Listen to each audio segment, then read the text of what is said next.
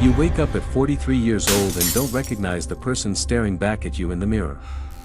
The face is familiar, sure, but the eyes belong to a stranger. A ghost. Someone who learned to say yes when they meant no, who learned to smile when they wanted to scream, who learned to disappear so others could shine. You've spent 2 decades building a life that looks perfect on paper, a marriage that photographs well, a career that impresses at dinner parties, and a carefully curated existence that feels like wearing someone else's skin. The alarm goes off at 5:30 every morning, and you move through your routine like a robot programmed for efficiency, not joy. Your spouse barely looks at you anymore, your kids treat you like an ATM with legs, and your boss knows you'll never push back because you never have. This is what happens when you spend your entire life choosing everyone else. This is the tax you pay for being too afraid to choose yourself. And the bill always comes due. The first time you didn't choose yourself, you were 19. There was a scholarship to study abroad, a chance to explore the world, to become someone extraordinary. But your parents needed you. Your younger siblings needed help with tuition. Your girlfriend at the time said long distance would never work. So you stayed. You took the safe job at your uncle's accounting firm, the one that paid the bills but killed your soul slowly, one spreadsheet at a time. You told yourself it was temporary, just a few years to help the family, to keep the peace, to be responsible. But temporary became permanent when you weren't looking. The girlfriend became a wife not because you loved her desperately, but because it was expected, because everyone was asking when you'd finally propose, because saying no felt harder than saying yes. The decades blur together when you're not really living them, when you're just surviving, just keeping everyone else happy while your own dreams gather dust in the corner of your mind like forgotten furniture. Now you're standing in your kitchen at dawn, drinking coffee that tastes like regret, staring at a calendar full of obligations that mean nothing to you. Your daughter's recital that you'll attend but won't really see. Your son's game where you'll cheer mechanically. The dinner party at your in-laws' house where you'll nod and smile and agree with opinions you don't hold. The work presentation where you'll deliver someone else's vision with enthusiasm you don't feel. Every single day is a performance, and you've forgotten what it feels like to be authentic. You've become so good at reading the room, at adjusting yourself to fit every situation, that you've lost the plot entirely. There's no real you anymore, just a collection of masks and roles and carefully practiced responses.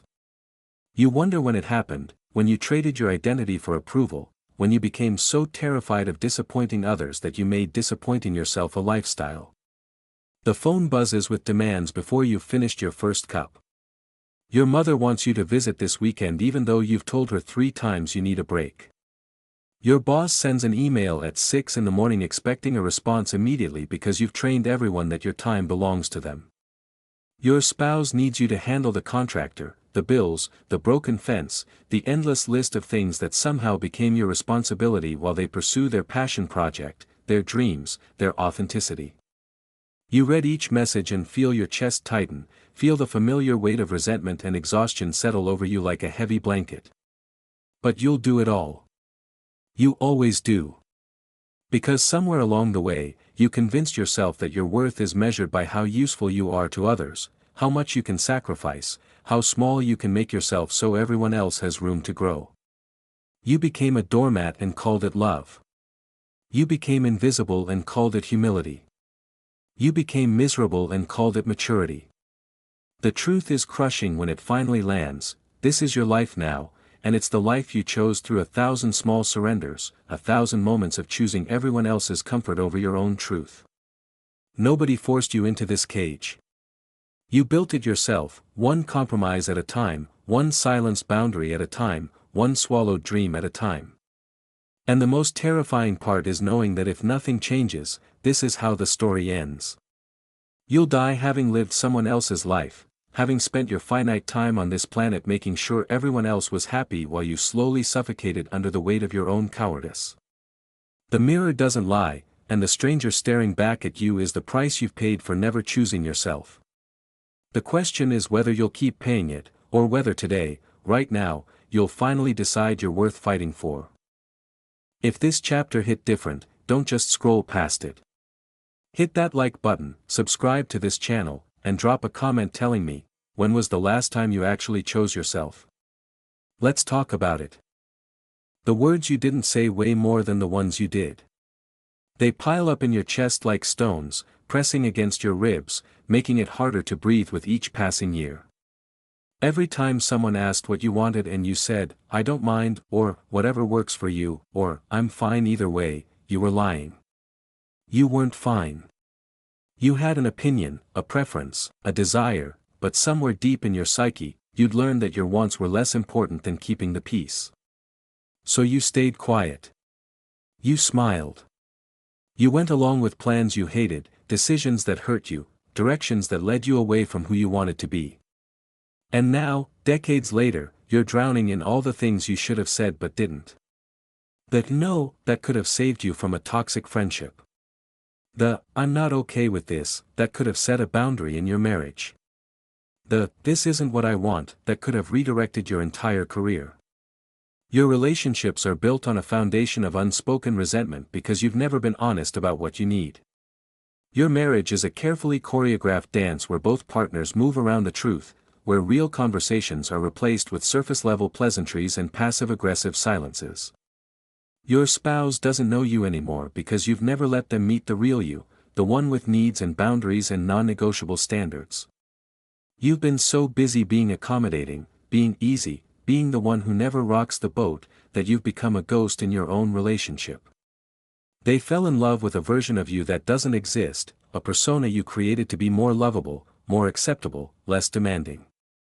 And now you're trapped maintaining that illusion, terrified that if you finally speak your truth, if you finally say what you really think and feel and want, they'll realize you've been lying the entire time. At work, you're the reliable one, the person everyone dumps their problems on because you never say no. You've taken on projects you didn't want, stayed late for initiatives that weren't your responsibility, covered for colleagues who wouldn't do the same for you, all because you couldn't find the courage to set boundaries. Your boss knows you're exploitable, and they exploit you. They pile on the work because you've never once said, "That's not feasible," or "I need support," or "No, I can't take that on right now." You've made yourself indispensable by becoming a martyr, and now you're paying the price. You're exhausted, burnt out, running on fumes while watching less competent people get promoted because they had the audacity to advocate for themselves. They asked for raises. They negotiated. They drew lines.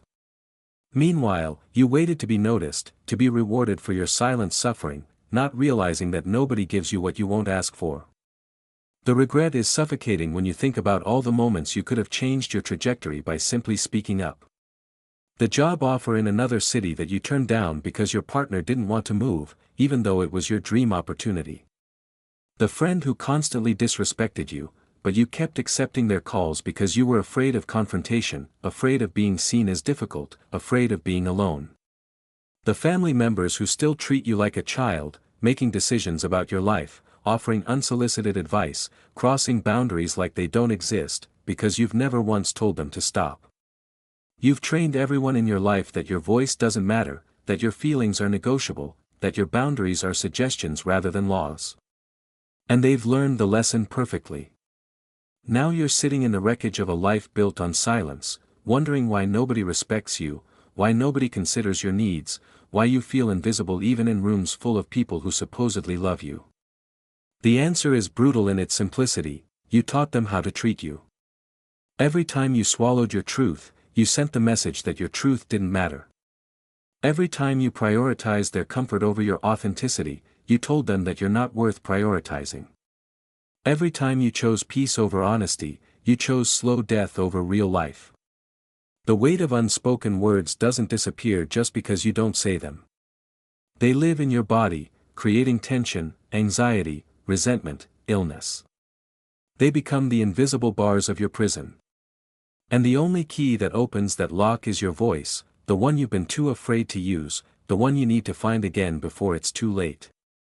This is the chapter where you decide: will you keep drowning in silence, or will you start speaking your truth? Smash that like button if this resonated, subscribe for more raw truth, and comment below, what's one thing you've been too afraid to say? Let's break the silence together. People-pleasing is a disease masquerading as virtue, and you've been infected your entire life. It started innocently enough, a child learning to read the room, to adjust behavior based on adult moods, to become small and agreeable to avoid conflict. But what began as a survival mechanism metastasized into a personality disorder, a compulsive need to make everyone happy even at the cost of your own well-being. You've become addicted to approval, to the temporary high of being needed, being liked, being seen as the good one, the reliable one, the one who never causes problems. But like all addictions, this one requires increasingly larger doses to maintain the same effect. You have to sacrifice more, tolerate more, disappear more completely to get that fleeting hit of external validation. And it's killing you slowly, eroding your sense of self until there's nothing left but a hollow shell performing for an audience that will never be satisfied. The worst part about people-pleasing is that it doesn't even work. You think you're building connection, earning love, securing your place in people's lives, but you're actually doing the opposite. Nobody respects a doormat. Nobody truly loves someone they can't trust to be honest. You've noticed it in subtle ways, the way people's eyes glaze over when you agree too quickly, the way they never ask your opinion anymore because they know you'll just echo theirs, the way they take advantage of your generosity without gratitude because they've learned it's unlimited and comes without consequence. You've made yourself so available, so accommodating, so eager to help, that you've become background noise in your own life. People don't see you as a person with needs and boundaries, they see you as a resource to be utilized, a tool to be picked up when needed and forgotten when not. Your relationships are shallow because you've never let anyone see beneath the pleasing surface. Real intimacy requires vulnerability, requires showing your rough edges, your needs, your limits, your humanity. But you've spent so long performing the role of the easygoing, low-maintenance, always positive person that you've forgotten how to be real. You've surrounded yourself with people who like the version of you that never challenges them, never disagrees, never demands anything, and you're desperately lonely because nobody actually knows you. They know the mask, the performance, the carefully curated version that asks for nothing and gives everything. And deep down, you know that if you stopped performing, if you showed them who you really are with all your needs and boundaries and complications, they might leave. So you keep performing, keep pleasing, keep dying inside while everyone around you thinks you're perfectly fine. The physical cost is mounting. Your body keeps score even when your mind tries to ignore the damage. The chronic headaches from tension, from holding in your truth. The stomach problems from swallowing your feelings. The insomnia from lying awake replaying all the moments you should have stood up for yourself. The panic attacks that come from nowhere, except they don't come from nowhere, they come from years of suppressing your authentic self, years of operating in constant survival mode, years of treating your own needs as less important than everyone else's comfort.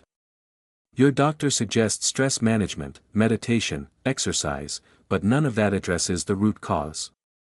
The root cause is that you're living a lie, and your body is screaming at you to stop, to set boundaries, to choose yourself before there's nothing left to choose.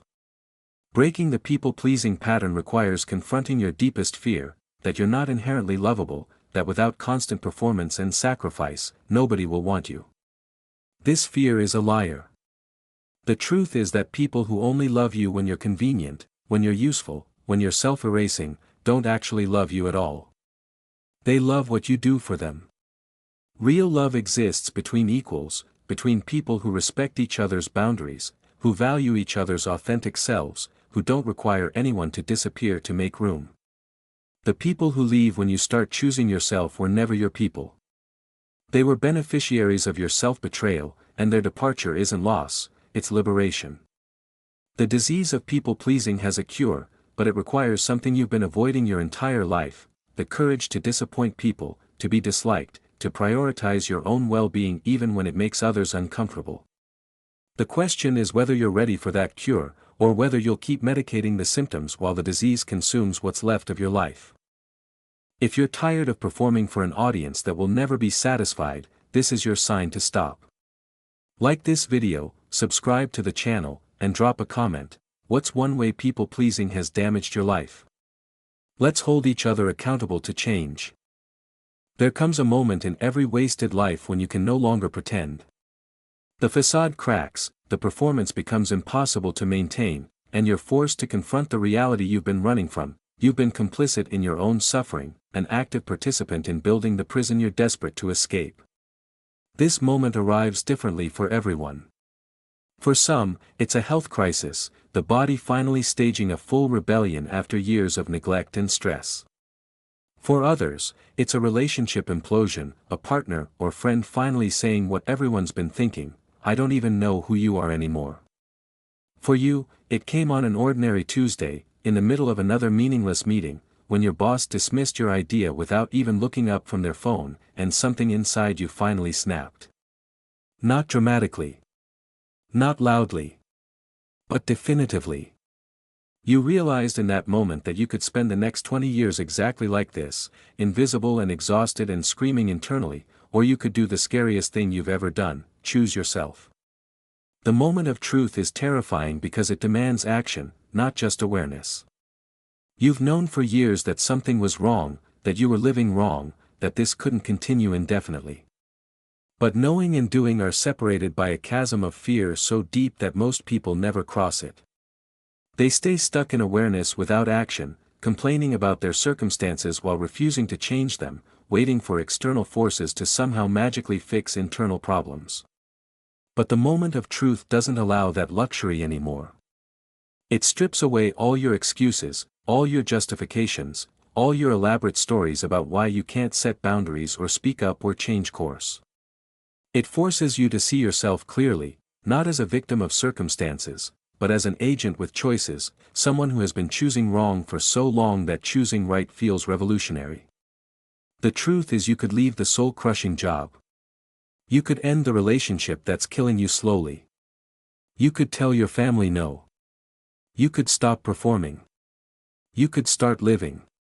The only thing stopping you is fear, and fear is just a feeling, not a fact. Making the choice to finally prioritize yourself triggers an earthquake in your life because every relationship, every system, every dynamic has been built on the foundation of your self-sacrifice. When you stop being the one who always bends, who always compromises, who always gives in, everything shifts.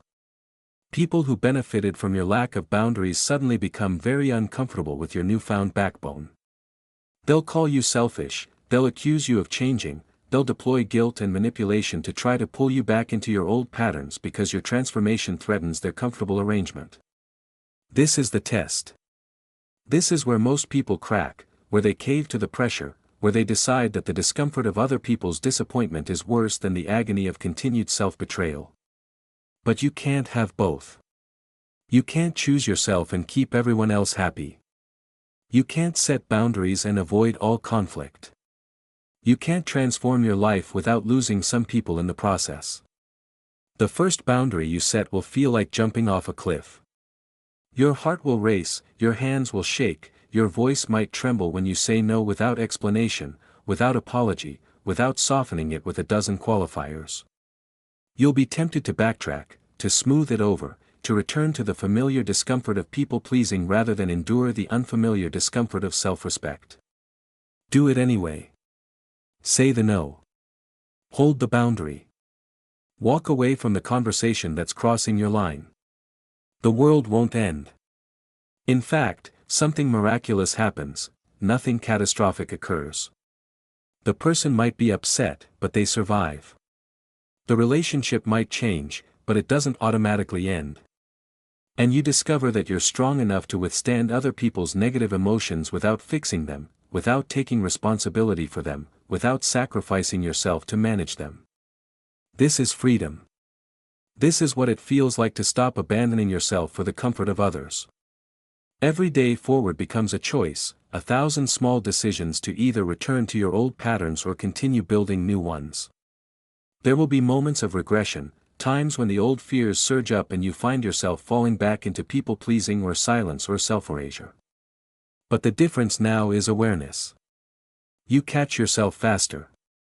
You course-correct sooner.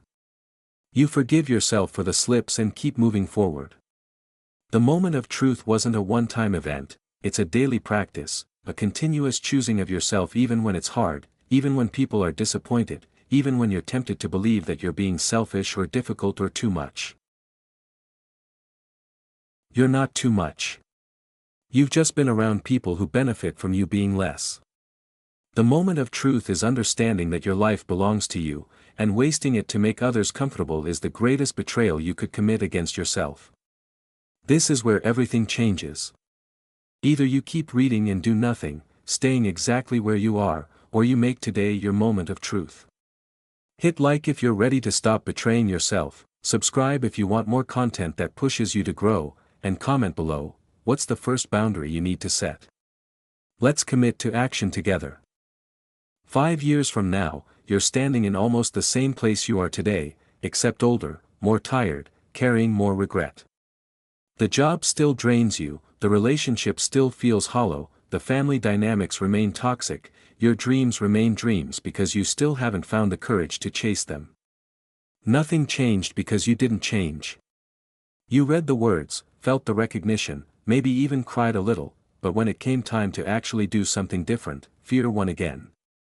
You convinced yourself that next year would be better for setting boundaries, that you'd speak up after this busy season passes, that you'd choose yourself once things settled down.